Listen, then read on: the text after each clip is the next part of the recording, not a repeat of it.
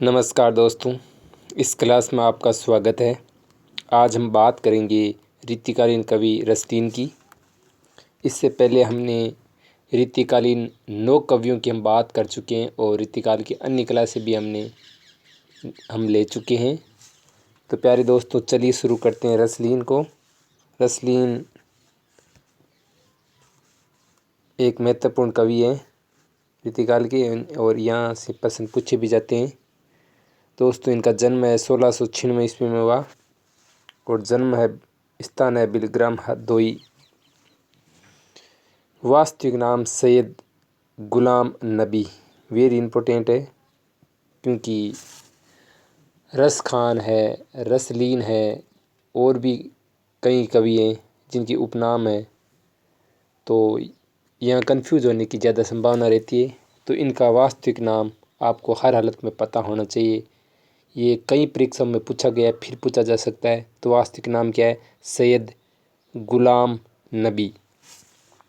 रचनाएं दोस्तों, रसलीन ने कोई ज़्यादा रचनाएं नहीं लिखी है। 2 ही रचनाएं इनकी महत्वपूर्ण है और एक का नाम है अंगदर्पण, 1737 ईस्वी में लिखी गई है, और रस प्रबोध 1741 ईस्वी। यह जो सन ईस्वी दी गई है वो बिल्कुल सही है। आपको इसमें कंफ्यूज होने की ज़रूरत नहीं है। प्रामाणिक बुक से ही मैंने ये सब कुछ लिया है। अंग दर्पण की बात करेंगे सबसे पहले। यहाँ से बिल्कुल पूछा जा सकता है कि रसलीन के अंग दर्पण के संबंध में कौन सा कथन असंगत है, संगत है। तो प्यारे दोस्तों, यहाँ से अगर नेट जैसी परीक्षा में इस तरह के प्रश्न पूछे जाते हैं, हालांकि आगे देखो, अंग दर्पण, इसमें अंगों की उपमा उत्प्रेक्षा से युक्त चमत्कारपूर्ण वर्णन है। ये ध्यान रखना आपको। सूक्तियों के चमत्कार के लिए ये ग्रंथ काव्य रसिकों में बराबर विख्यात होता चला गया, ऐसा शुक्ल जी ने कहा। नक्सिक वर्णन की रचना है। ये कैसी है? नक्सिक वर्णन की रचना, ये आपको ध्यान रखना है। यह वो बदल देंगे, नक्सिक की जगह कोई और दे देंगे कथन। ये प्रसिद्ध दोहा जिसे जनसाधारण में ब्यारी का समझा करते हैं, अंग दर्पण का है।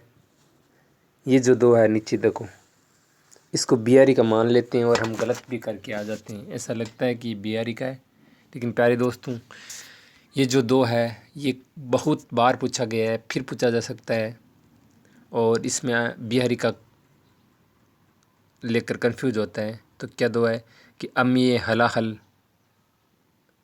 मद भरे सेत श्याम रत्नार जियत मरत झुकी झुकी प्रत जहीं चितवन इकबार। तो ये रसलीन की का दुआ है। प्यारे दोस्तों, ये दुआ काफ़ी महत्वपूर्ण है और अंग दर्पण का है, रसलीन का है। आगे देखो, रस प्रबोध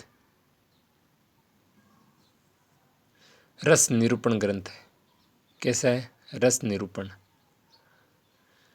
ये ध्यान रखना है, वो कर देंगे। ये अलंकार ग्रंथ है, नहीं है, रस निरूपण ग्रंथ है। इसमें रसलीन के अनुसार 1154 दोहे हैं और शुक्ल जी के अनुसार 1155 है। तो वहाँ जैसा ऑप्शन होता है उस अनुसार आपको करना है। रस भाव नायिका भेद षड ऋतु 12 मास आदि के प्रसंग आए हैं।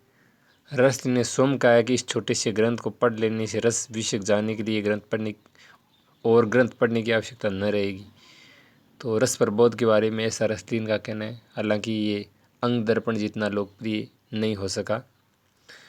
रसलीन के संबंध रामचंद्र शुक्ल जी के कथन देख लो।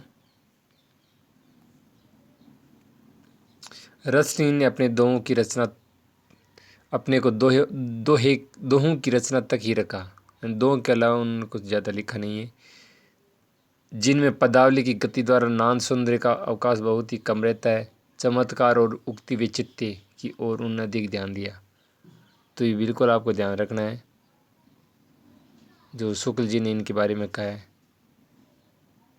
आगे देखो, तोस कवि, ये भी इम्पोर्टेंट, इनकी सुधा निधि काफ़ी इम्पोर्टेंट है रचना, बहुत बार पूछी जाती है।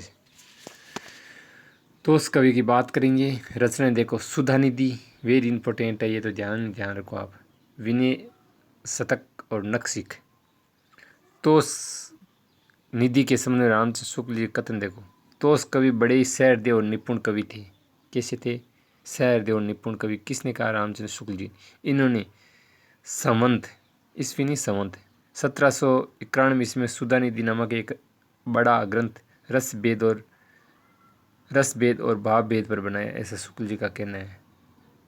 तो सुधानिधि वेरी इम्पोर्टेंट इनका रचना है, तो इसको जरूर ध्यान रखना, ये पूछी गई है पहले की परीक्षाओं में। बिहारी के समान इन्होंने भी कहीं कहीं ऊहात्मक अत्युक्ति की है, जैसा बिहारी ने किया है। तो प्यारे दोस्तों, बिहारी से तुलना की है और ये कथन देकर पूछ लेंगे किसके संबंध में है, किसने कहा है। तो ये तोष निधि कवि के संबंध में कहा है कि बिहारी के समान इन्होंने भी कहीं कहीं ऊहात्मक अत्युक्ति की है। तो प्यारे दोस्तों, ये क्लास आपको अच्छी लगी है तो चैनल को सब्सक्राइब कर लीजिए ताकि नोटिफिकेशन आपको मिल जाए, और आगे भी मैं इसी तरह क्लासें लेकर आता रहूँगा। तो प्यारे दोस्तों, रसलीन का वास्तविक नाम आपको हर हालत में पता होना ही होना चाहिए, ये आपको पता होना ही होना चाहिए। इसके अलावा दोनों रचनाएं आपको पता होना चाहिए, और तोष कवि की सुधानिधि ये भी आपको पता होना चाहिए। तो प्यारे दोस्तों, मैं इस क्लास को अभी यहीं विराम दे रहा हूँ। आप अगली क्लास का इंतज़ार करिए, मैं जल्दी ही लेकर आने वाला हूँ। तो मैं अपनी क्लास को अभी यहीं विराम देता हूँ। धन्यवाद।